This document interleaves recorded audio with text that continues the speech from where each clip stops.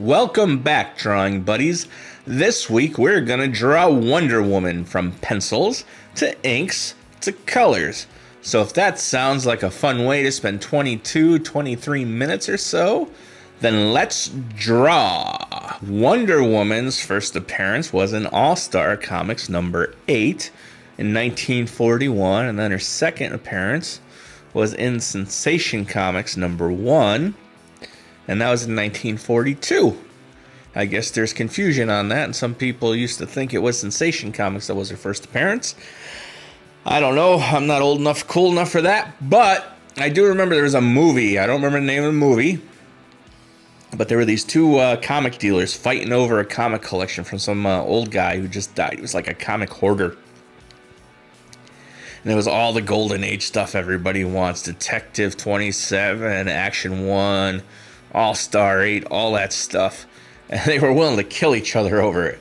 And I believe the scene, like one of them's drowning the other one or whatever. It's like, you don't deserve this collection. You don't know anything about comics. You just want it for the money. And so the guy asked him, he's like, what's Wonder Woman's first appearance? And the guy's like, he's Sensation Comics 1, no. Wonder Woman number 1, no. And then he's trying to drown him. He's like, it's All-Star 8, you poser. I'm sure I'm being overly dramatic on my reenactment of that, but it's pretty much how it went, and I thought that was pretty darn funny. I should look up that movie, but I'm not going to, because I'm going to have to do a lot of that in this video, because I never actually read Wonder Woman comics. I just know she's the archetype female superhero, and that she's badass, and that's all I really need to know. She was created by William Moulton Marston, or Charles Moulton was his pen name. See, I'm actually reading some of this. I apologize. I don't like to do that, but sometimes you kind of have to. I remember they made a movie about him called Professor Marston and the Wonder Woman, and it was about his life, which was an interesting life for a man in the 1940s.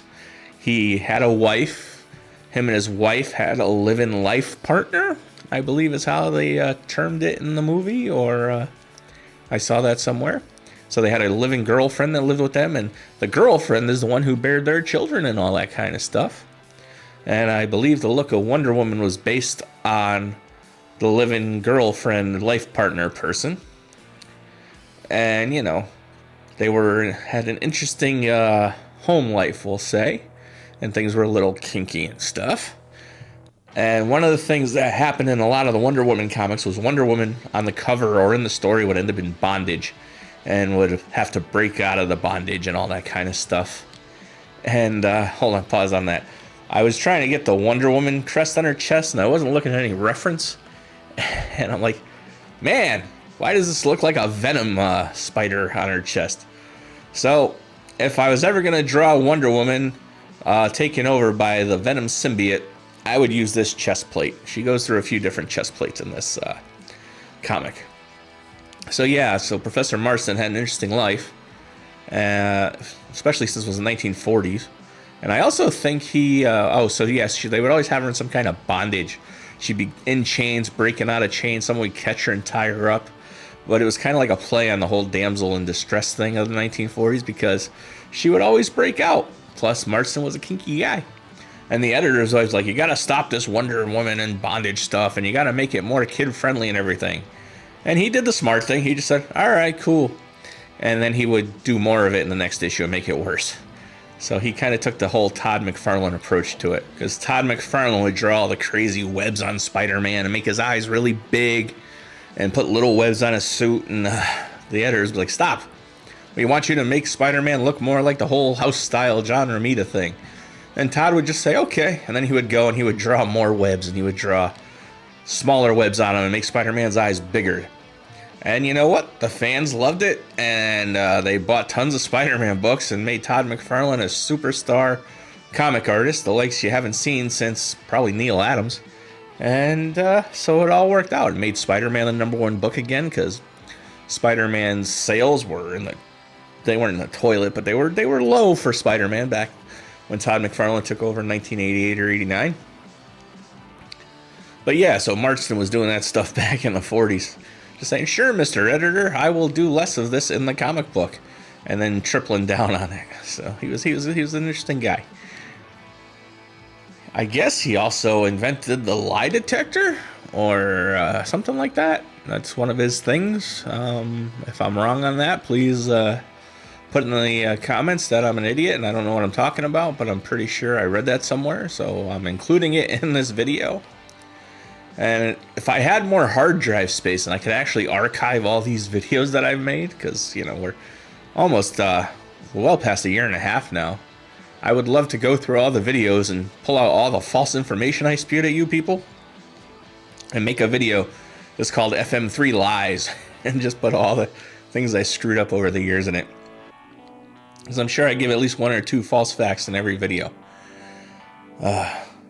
I probably should wait till the Spider-Man video to talk about this, but I might forget by then. I saw a video of a guy talking about the Spider-Man spaghetti webbings and saying Todd McFarlane wasn't the first person to do that. And no, Todd McFarlane was not the first person to do that. And then this supposed comic expert who gets many more views than I'll ever get. I don't remember his name. I was just in fleeting short on Facebook. And he said that it was Art Adams. And I used to think it was Art Adams too, because I remember, because Art Adams in the Long Shot Limited series was what really got me hooked on wanting to draw comics and do all this stuff we're doing today.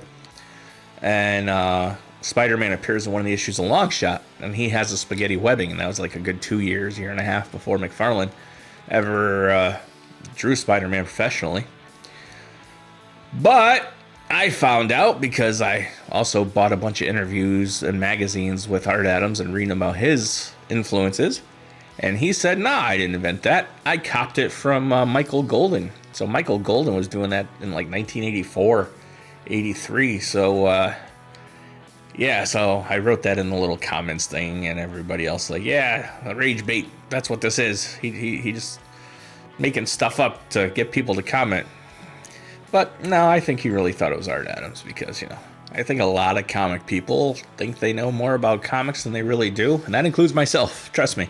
Like I said, go back and watch my videos. I spew out a lot of false information. And I realized it afterwards, too. I'm like, I don't think that was true. And then I look at it, it's like, oh, yeah, that's right, it was this.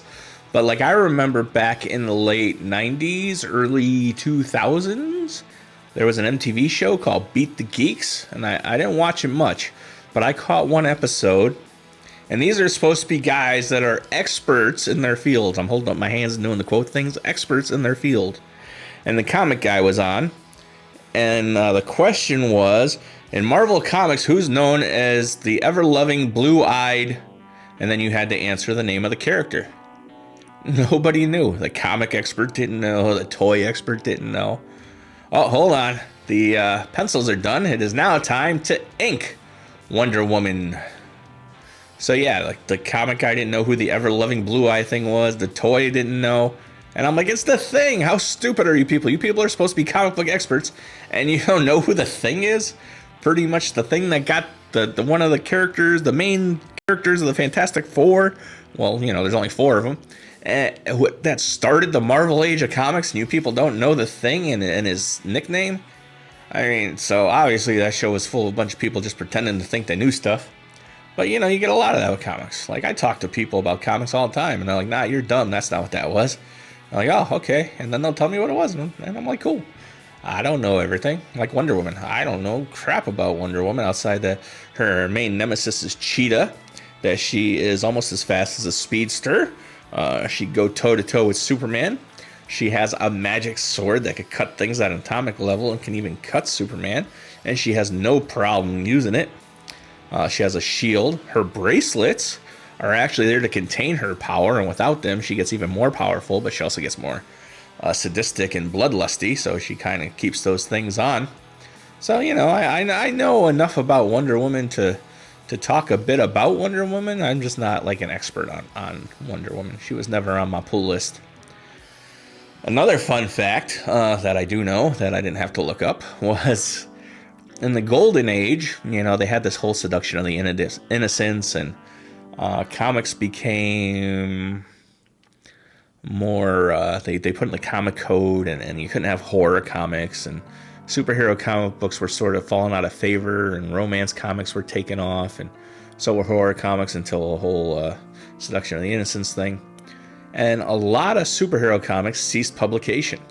And the only ones to continue continuously from the Golden Age to basically now were Superman, Batman, and Wonder Woman. And I'm pretty sure Detective Comics and Action are part of that whole continuous flow of comics things. But yeah, Wonder Woman is one of the only 3 comic book characters to pretty much be continuously published from her creation to now. I mean, I'm sure there's been months off or maybe even a year or 2 between reboots and all that stuff, but she's one of the big 3, and she always has been. So her original origin was she was sculpted out of clay and given life by the Greek gods and her mother Hippolyta, I don't know, one of the main Greek gods, which is weird because I really like Greek mythology and I read a lot of it, but don't ask me to pronounce things. Every video I say I apologize for mispronouncing names and stuff, and this one's no different. But yeah, so she was brought to life, and then she became an Amazon warrior princess. She was on the island of Themyscira, Diana Themyscira, and that was an island that was hidden from the world of man. It has like an invisible shield around it. Then Steve Trevor crashed there, and you know, he got her out of. When she met him, she'd never seen a man before. She's like, "Oh, this is new," and. You know, he told her about the outside world, and she wanted to see it, and it was in the middle of World War II, so, you know, that's basically the original origin of Wonder Woman. She came from the island to, you know, be a protector of the world, I guess. And then they retconned her recently to where she is the actual daughter of Hippolyta or whatever, and Zeus, and so she's a full-on goddess. And she's pretty darn strong. She could keep up and fight with the likes of Superman. She's beaten Shazam. She's beaten Black Adam. She's fast enough to tag a speedster. I think she has like those kinds of speed feats where she crosses the universe in minutes. You know, she's insanely fast. And her main villain, Cheetah, is even faster than she is. She's like a notch below a Flash. So I also just saw a post on Reddit. You know, who would win, Wonder Woman or the Sentry? And while I think the Sentry probably overall is a slightly more powerful character, I think Wonder Woman's thousands of years of combat experience and the fact that she's not as crazy or as unstable as Bob, and that she has weapons that could cut him into tiny little pieces, she would win the fight. He might come back to life pretty quickly and come at it again, but I think overall she has the ability to take out Sentry fairly quickly and decisively. But, you know, like I said, I don't know everything about comics. But, you know, I don't think the Sentry's going to beat Superman. But when I was looking up Diana's origin, you know, just to make sure I was right about the whole clay thing, and I said, oh, her current origin, she's an actual daughter of Zeus and Hippolyta, whatever. I think they might have retconned it back to she's made out of clay, because I saw another thing saying that recent continued to reset a lot of things, so I don't know if she's a clay doll or a real person anymore. But she is real. She's brought to life, whatever. So the movies, Gal Gadot, she was damn looked the part of Wonder Woman. I mean, she's a terrible actress as far as her acting ability goes. She doesn't have much range, you know. The whole Cal no thing and the whole Justice League movie is proof of that. But she has a look, and she's badass when she's in that Wonder Woman suit and she's fighting Doomsday and going all out. And the first Wonder Woman movie was kind of great. They did a great job with the origin and the whole look and vibe of it being World War I, I believe. Or was it World War II? I don't remember. Haven't seen it in a while. Oh, the inks are done. It is now time to color Wonder Woman. Yeah, the first movie, Wonder Woman's fantastic. And it showed that you could have a female-run superhero movie and make money. So it's more of a quality thing, and I think the reason Supergirl didn't do so hot is more superhero fatigue, and the whole Snyder Bros just can't seem to let it go. So, too bad, because I thought Supergirl was a darn good movie. In fact, I want to catch it one more time before it leaves theaters. Maybe I'll try to go this weekend if it's still playing, because tomorrow I have to go see The Odyssey finally. We had to put it off a week because my friend who I usually see movies with was busy with family stuff last week. So The Odyssey is up next week. And then maybe this weekend, if, like I said, Wonder Woman's still in the theater, I'll sneak out a day and I'll go see Supergirl one more time. I'm also curious to see what James Gunn does with Wonder Woman, because, you know, the second Wonder Woman movie was awful. I remember the whole world-ending thing, and, you know, theaters weren't really an option for most people, and you wouldn't go anyway because you're in a room with a bunch of sick people, and nobody wants that. So Warner Brothers was releasing movies straight to the HBO Max. And one of the movies that went straight to HBO Max was Wonder Woman 1984.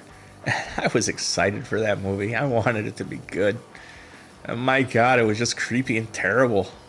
And I'm not one who's offended easily and is a social justice warrior. I mean, I'm very liberal, but there's still words that I can't give up. And then there's certain things I'm like, that shouldn't bother anybody. Just get over it.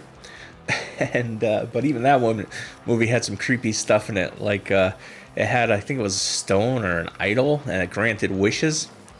So Wonder Woman wished for Steve Trevor to come back, but he didn't actually come back. He just kind of inhabited the body of somebody else. And Wonder Woman's like making out with this other guy and everything, and you know he has no free will at this point because he's being controlled by another person. So does that count as taking advantage of him in a bad way, in a word that I won't say? I don't know. But I'm like, oh, even I think that's a little creepy. And I'm pretty open-minded about everything. And just the whole way that movie worked, bad. The whole cheetah thing where she just kind of wished to be more like Diana and it turned her into Cheetah. I don't know how the heck that worked. Then Diana was slowly losing her powers for some reason. I think because to get something, you had to give something. I don't know. But they did the invisible jet thing where she just kind of used some kind of power to wish that people couldn't see her in the jet. It's pretty bad. But then at the end of the movie, she gained the ability to fly, so which she does have in the comics, I believe. So when I went to draw Wonder Woman, I had this idea of more upper chest shot up, and she's just looking at you all angry with sword in one hand, shield on the back of the other. Pretty much the pose I have here, just not as open. And I printed out a couple of reference pictures to use, and I just wasn't liking the way it worked with the Wonder Woman that I had in my head. And I went through like 4 or 5 sketches of different Wonder Women before I settled on this one. What I should do when I do something like that is I should, at the end of the video or in the middle of the video or when the pencils are done, show the different sketches for poses I was going to use, because that would be kind of fun. Because when I went to edit the video for this, I had the original sketches in there before I settled on this one. It's like, I should leave this in here. But then I think, that's confusing if I leave this in the beginning of the video. And people are just kind of watching and not listening to me talk about this stuff. So I didn't do it. But if you think I should, like if I do a bunch of sketches and then I pick one, if I should include the other sketches to show you where my head was at the time, let me know, because I can do that. Also, I don't know, I've been not getting a lot of views lately, but I've been getting followers, like between 2 and 6 a day, and it's cool, and I'm loving it, and I appreciate everybody who's following. I just got to figure out how to get to the point where people are watching more, so I get more hours. So I still need like 3,600 hours or something to hit the monetization goal, so I don't know. A friend tells me I need to live stream. I've been telling myself I need to live stream. I've been talking myself out of live streaming. Because drawing in real time will be really slow and boring. I don't want to put my face up and talk to you. Sorry, it's not my thing. I will still have the Blue Gorilla talking if I go live. But I was talking to my friend who goes live all the time. Like, live a lot. Like, he does 10, 12-hour streams like 3-4 times a week. Dude is nuts, but he gets it done, man, so I can't take anything away from that, man. Good on you. And he's like, why don't you talk about comics? You're doing that now. I'm like, yeah, but what would I have in the background? He's like, show the comic. I'm like, oh, that's cool. I said, but I want to talk about obscure comics. I don't want to talk about Batman for the 15th time unless I'm drawing Batman. I said, nobody wants to watch somebody talk about Mr. Blank. And he's like, yes, they do. And I'm like, why? Well, nobody knows Mr. Blank is. If you do, though, tell me in the comment you know who Mr. Blank is, because I did a search on YouTube, and I searched Mr. Blank. I searched Mr. Blank with the creator's name, Christopher Hicks. I think Christopher J. Hicks. I don't know. And I couldn't find anything. Not one video that mentioned him. So maybe I'll just do a video on Mr. Blank and talk about it. Or I'll do a live stream and talk about Mr. Blank. I also tried to find a digital copy of the comic book. It was published by Slave Labor Graphics. And I want to say 94, 96, 97, I don't know, sometime in the 90s. But I remember I bought issue 0 because it was 50 cents. And I'm like, oh, I'm going to check this out. Then the next day I went back to the comic shop because it was really close to my house back then. I said, Bob, make sure I get all these Mr. Blanks. Or was it Greg who was there? Doesn't matter. So I got all the Mr. Blank books then. Then when I went to art school, I lent them to a friend. And he kind of stopped going to school and disappeared one week. And so I never saw those again. And then like years later, they showed up in the mail. Weird. But then I bought them all again because I got them cheap on eBay. And I got the graphic novel. And I lent the graphic novel to a friend and he destroyed it. And then I was able to find another one. Well, let me tell you, finding a graphic novel for something like Mr. Blank is not easy because they don't stay in print very long. But I do have the graphic novel, so I guess I would have to either scan the graphic novel or do one of those things where I do a top-down camera and just show my hands looking through it like they did on that Jim Rugg thing where they would talk about comic art and the art in the comic books to Kubert guys, which I did that too, so I guess I sort of qualified to do the same thing. Yeah, so Wonder Woman, I had to make the lasso glow. So I went through that with the whole dot thing and traced it off in the yellow. I was almost going to have the lasso all around her like Spider-Man's webs and stuff. But the pose she's in, why would she be holding the lasso? So I didn't go with it. Next week is going to be Spider-Man. I'm not sure what I'm doing Spider-Man yet. But the movie's coming out. So I figured I should dress Spider-Man. But with that, Wonder Woman is done. So I thank y'all who stuck around for the 21 minutes. I appreciate it. Like, subscribe, and all that other fun stuff you're supposed to do. And I should probably say that at the beginning of the videos. And go out and draw something. And I'll see you next week with Spider-Man.